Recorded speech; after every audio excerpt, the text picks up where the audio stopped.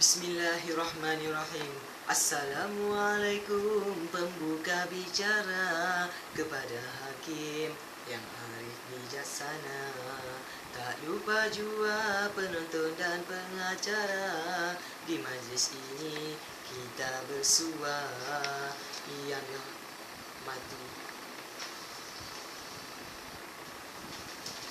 Yang dihormati barisan guru-guru, barisan panel hakim yang berteraskan panji-panji keadilan, penjaga masa yang peka dengan detik-detiknya, barisan rakan pelajar dan sidang hadirin yang dirahmati Allah Subhanahu wa taala. Assalamualaikum warahmatullahi wabarakatuh dan salam Ikatan Muni Satu Malaysia.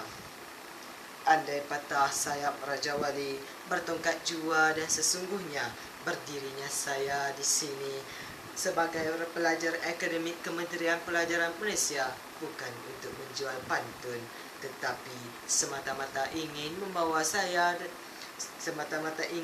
diri saya sendiri dan anda semua untuk bersama-sama mendalami, menyelami dan menghayati bicara pidato yang bertajuk Gagasan Satu Malaysia menyatu padukan rakyat Malaysia merentas aspek sosial, ekonomi dan politik.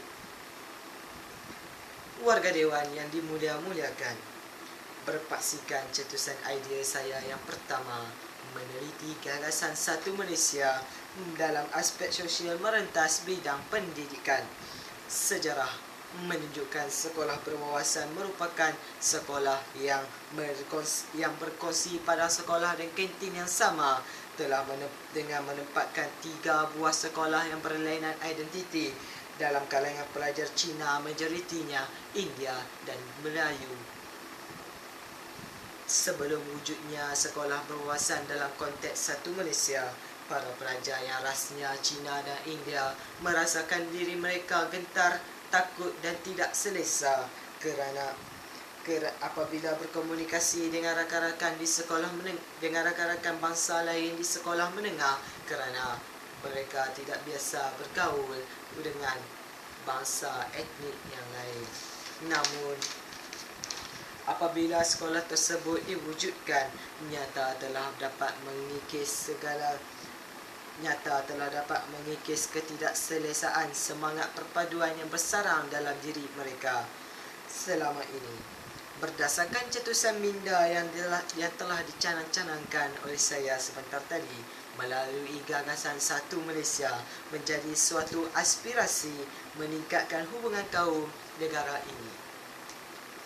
Sidang saksi bermisi saudara dan saudari, cetusan idea saya yang kedua meneliti Satu Malaysia dalam aspek kesukanan. Umum telah mengetahui bahawa dahulunya sukan hoki merupakan sukan yang dimonopoli oleh kaum India. Sukan badminton dan bola keranjang dimonopoli oleh remaja Cina, manakala remaja Melayu memonopoli sukan bola sepak dan sepak takraw. Namun begitu, dalam konteks Satu Malaysia, sukan hoki bukan lagi dikuasai kaum India, malah begitu juga sukan badminton dan bola keranjang. Namun kini kita dapat saksikan dalam kancah perlawanan bola sepak, Safiz Salih yang sepakannya bernilai jutaan ringgit, kebijaksanaan dan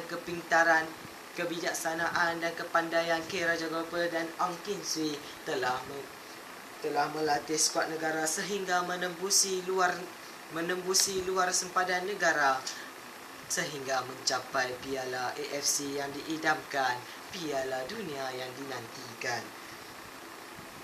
Sekaligus ia mencana semangat perpaduan dan mengikis semangat perkauman sehingga menjulang nama Malaysia di persada antarabangsa. Seterusnya di bawah cetusan idea saya yang ketiga dalam frasa politik. Lihat saja gagasan Satu Malaysia dalam pelbagai parti politik yang mewakili kaum masing-masing di negara ini semata-mata ingin membela kaum masing-masing. Jika semua parti politik berganding bahu dan menyahut cabaran, rakyat didahulukan, pencapaian diutamakan dalam gagasan satu Malaysia, saya yakin dan pasti negara kita yang tercinta ini akan menjadi aman dan makmur dalam pelbagai segi. Satu Malaysia berfungsi menghapus ideologi politik yang hanya mementingkan perkauman sahaja, yang hanya mementingkan kepentingan kaum masing-masing. Sebaliknya, semangat satu Malaysia mementingkan semangat gagasan satu Malaysia realiti yang akan kita kecapi. Kita tidak lagi bergantung dengan kuasa-kuasa besar di dunia dalam mengangkat martabat satu Malaysia ke pentas dunia. Usah kita biar dijadikan boneka tak bersuara oleh Amerika Syarikat maupun Israel di sana. Warga Dewan sekalian, seterusnya gagasan satu Malaysia dilihat dalam memantapkan hujah dalam ekonomi. Memantapkan hujah adalah ekonomi. Kita sudah pun menyaksikan penjajahan Barat, iaitu British yang menjalankan dasar pecah dan perintah.